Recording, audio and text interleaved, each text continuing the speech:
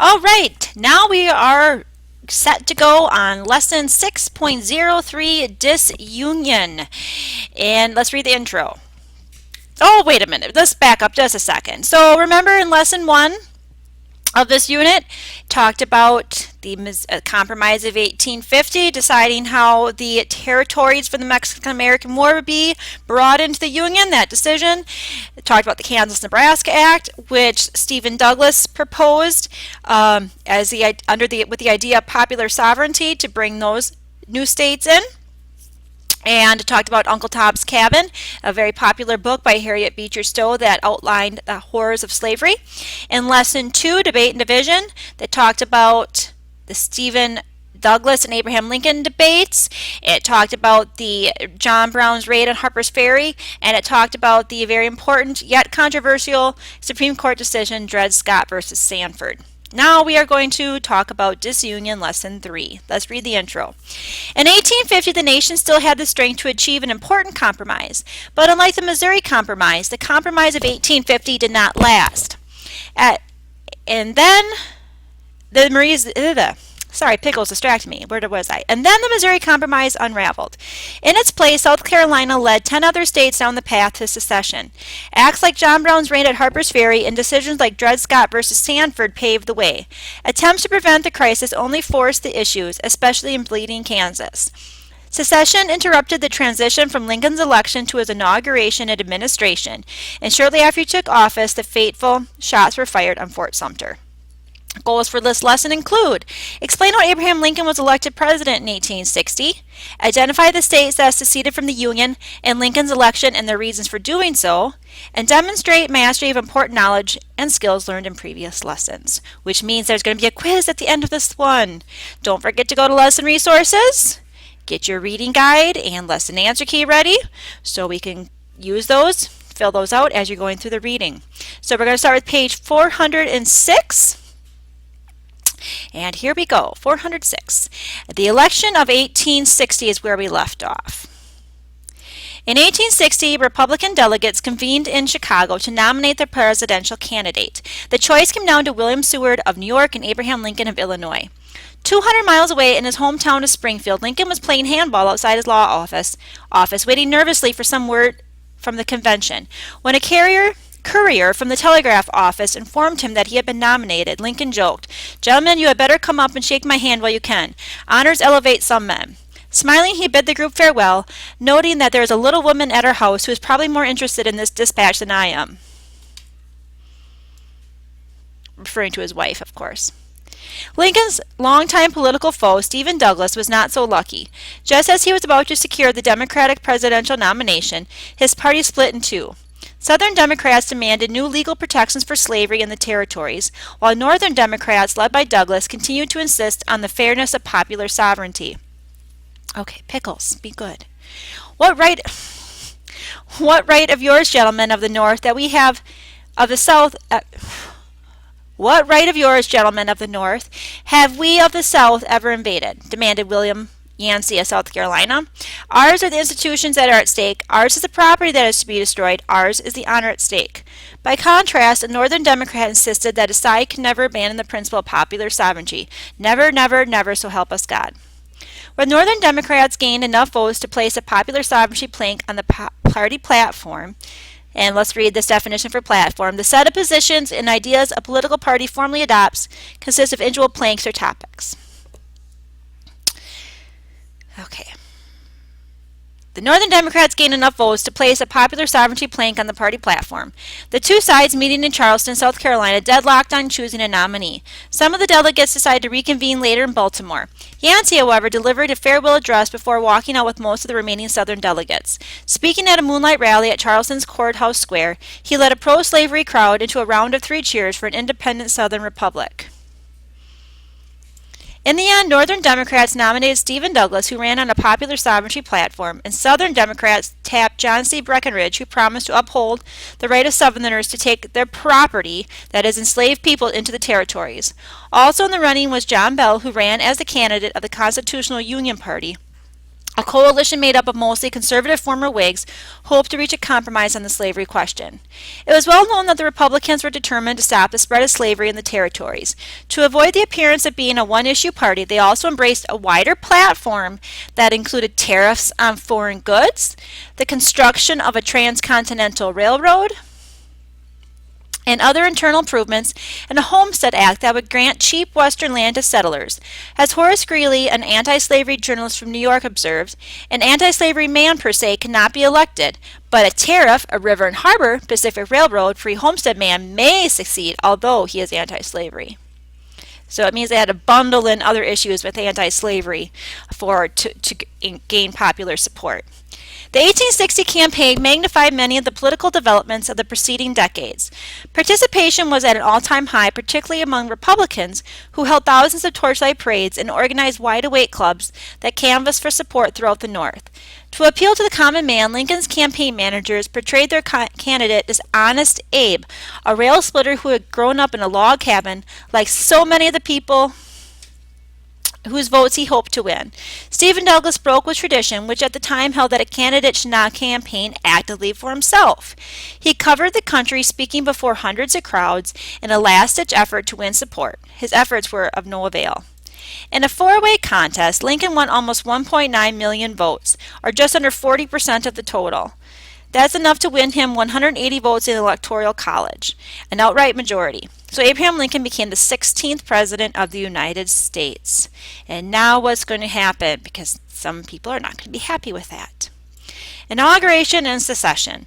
The 1860 presidential election was scarcely over when South Carolina's legislature voted on December 20th to secede, to withdraw from the Union. That means they are taking themselves out of the United States of America.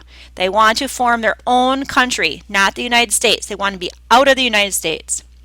6 more states quickly followed: Mississippi, Florida, Alabama, Georgia, Louisiana, and Texas. The secessionists were convinced that the new Republican administration would subvert the right of Southern slaveholders to carry their human property into the territories. Although Lincoln had pledged not to interfere with slavery in states where it already existed, the secessionists did not believe him. By the time Lincoln arrived for his inauguration on March 4th, the new Confederate States of America had established a provisional capital in Montgomery, Alabama. So those states that seceded were forming their own country called the Confederate States of America. In his inauguration speech delivered from the steps of the Capitol, Lincoln expressed the hope that cooler heads would prevail. Though passion may have strained, it must not break our bonds of affection, he concluded. The chaotic mystic chords of memory, stretching from every battlefield and patriot grave to every living heart and hearthstone all over this broad land, will yet swell the chorus of the Union, when again touched, as surely they will, by the better angels of our nature. Despite the eloquence of his inaugural speech, it was Lincoln's earlier words from one of his debates with Stephen Douglas that proved more relevant in the years ahead. A house divided against itself cannot stand.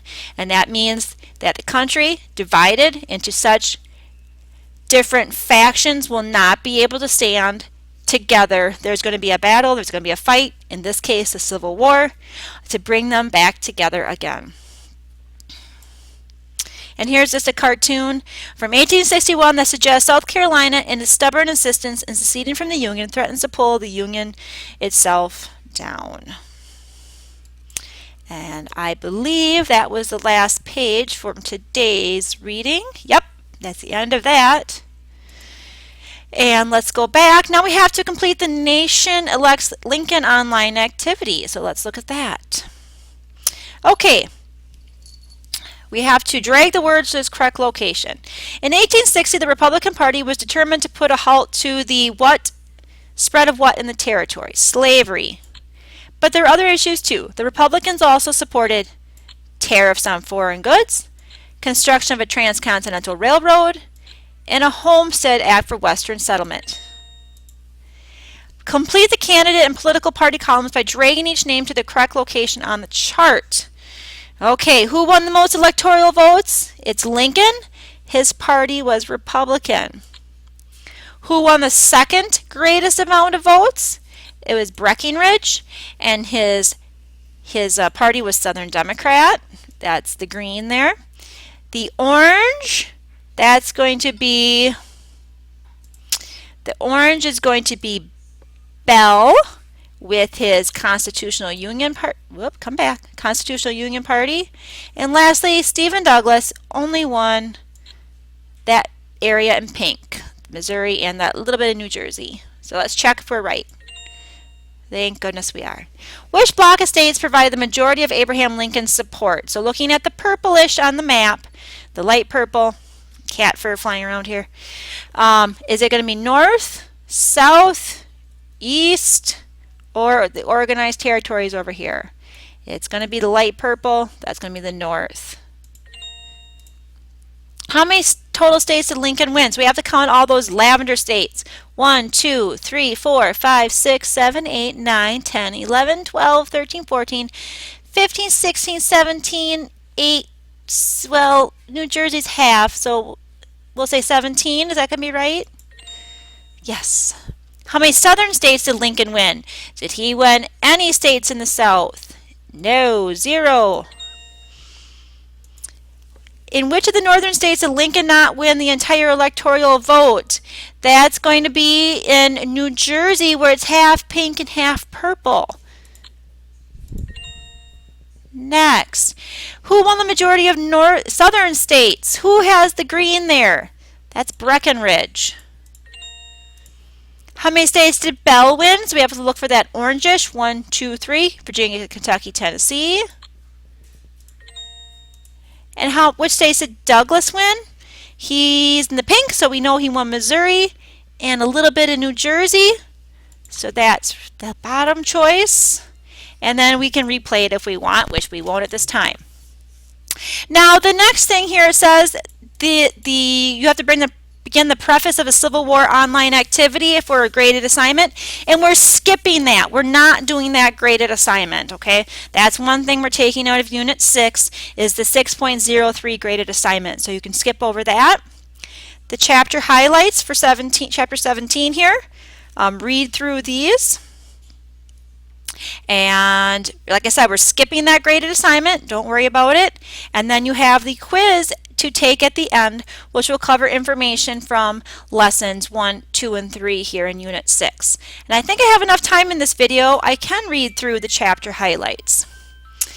The Compromise of 1850 admitted California as a free state, provided popular sovereignty for 2 territories, passed a Fugitive Slave Act, and abolished the slave trade in Washington, D.C.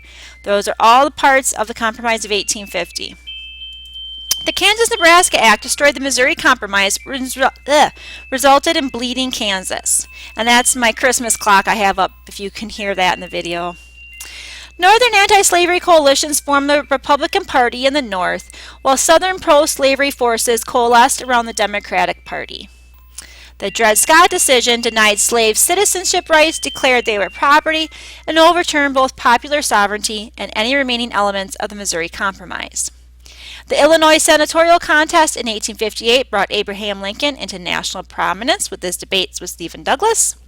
John Brown became a martyr for abolition with his raid on Harper's Ferry and subsequent hanging. In 1860, Abraham Lincoln was elected the 16th President of the United States. And after that happened, South Carolina is the first state to secede from the Union, and 6 other states followed suit and formed the Confederate States of America. 4 more states seceded by the spring of 1861. And we'll see in the spring of 1861, in April, the first shots are going to be fired that begin the Civil War. Okay, one thing that's not on this list of chapter highlights is also Harriet Beecher Stowe's book, Uncle Tom's Cabin. Remember, that was another highlight from the lesson, from the first lesson. Okay, so good luck on your quiz, and we'll see you in the 6.05 lesson, The War Begins.